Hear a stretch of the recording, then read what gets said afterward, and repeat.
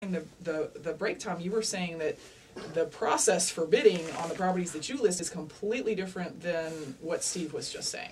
Right, when you're buying a listed bank-owned property, whether it's Fannie, Freddie, or any of the smaller lenders and guarantors, the process is, the initial part of the process is very similar to the process of buying a regular house that's listed by Mr. and Mrs. Smith.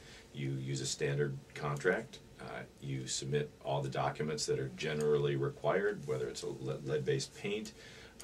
All the sellers in this case, however, do not. Since they've never lived in the house, they don't have any knowledge of the condition of the house, and they certainly make that fact clear in the contracts. But when you submit your contract, just about every REO agent that I know in Cincinnati and Dayton has very specific conditions that are either on their website or actually in the agent remarks on the MLS listing. And probably one of the biggest problems that buyers have is if they're using an agent that is not familiar with the process, they end up dramatically slowing and in some cases just blowing their deal, because every bank is different and every REO agent handles his listings differently.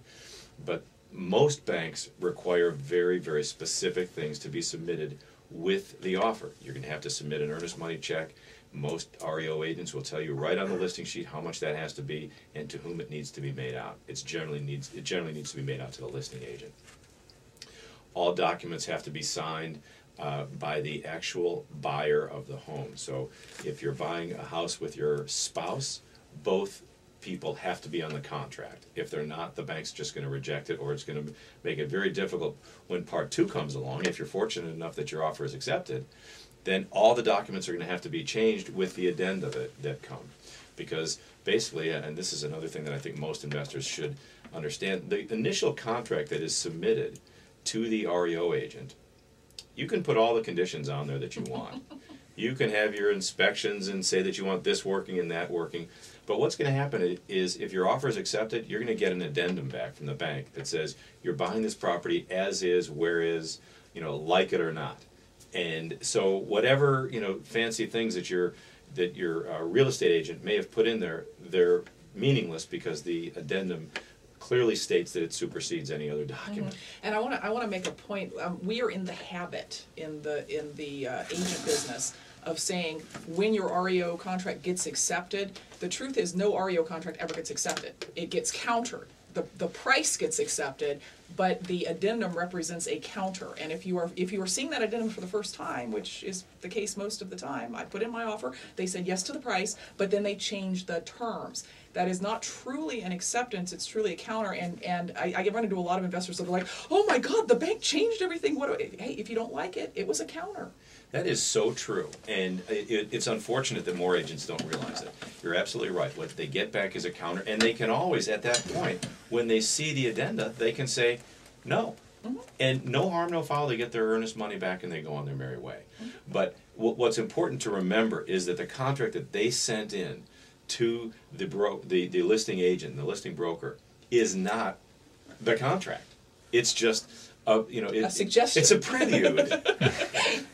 To what really happens is it's a beta version. Yes, it's a beta version of the contract. Okay, guys, let's walk through this process then from beginning to end, because as you mentioned, there are a lot of extra pieces of documentation that end up going with some of these contracts that literally the offer's not going to be submitted without it. And we're going to get a call, I promise you. Someone's going to call us and say, but don't agents have to present every contract?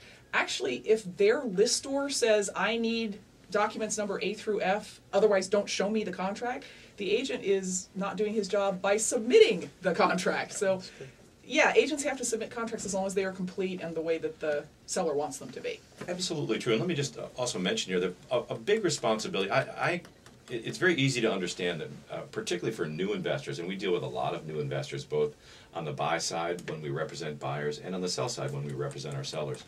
And it's very easy if you're a new investor to just not understand the process. But let me just give you a couple things that a new investor should know and do when they're submitting their offer. First of all, understand that you're buying the property as is.